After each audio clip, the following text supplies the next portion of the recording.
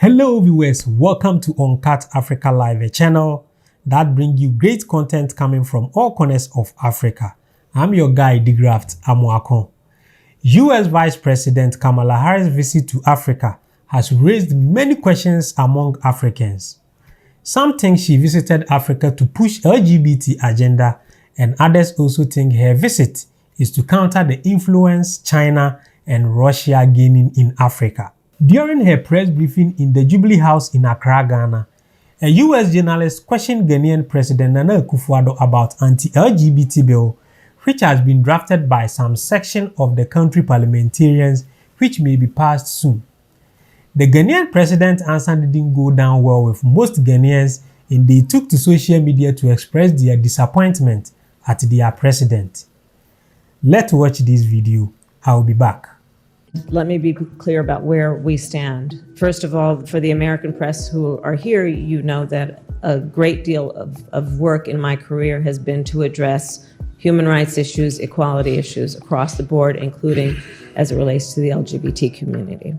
And I feel very strongly about the importance of supporting the freedom and supporting and fighting for equality among all people, and that all people be treated equally. I will also say that this is an issue that we consider, and I consider, to be a human rights issue, and that will not change.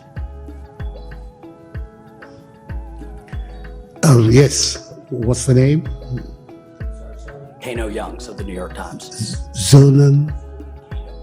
Ms. Young. So thank you for the question. First of all, we don't have any such legislation here in Ghana. A bill has been proposed to the Parliament of Ghana, which has all kinds of ramifications, which is now being considered by the Parliament. It hasn't been passed. So the statement that there is legislation in Ghana to that effect is not accurate. No legislation. The bill is going through the Parliament. It's going through the Parliament. The Attorney General has found it necessary to speak to the committee about it regarding the constitutionality or otherwise of several of its provisions, and the Parliament is dealing with it. At the end of the process, I will come in. But in the meantime, the Parliament is dealing with it. And I have no doubt that the Parliament of Ghana will show, as it's done in the past, first of all, its sensitivity to human rights issues, as well as to the feelings of our population, and will come out with a responsible response to the proposed. The legislation was a legislation that has been provided as a private member's bill. This is not an official legislation of the government, but it is one that has been mooted by a handful of private members. So we will see what the final outcome of it. But my understanding from a recent discussion I had with the chairman of the committee, the substantial elements of the bill have already been modified as a result of the intervention of the Attorney General. We will see what the final outcome.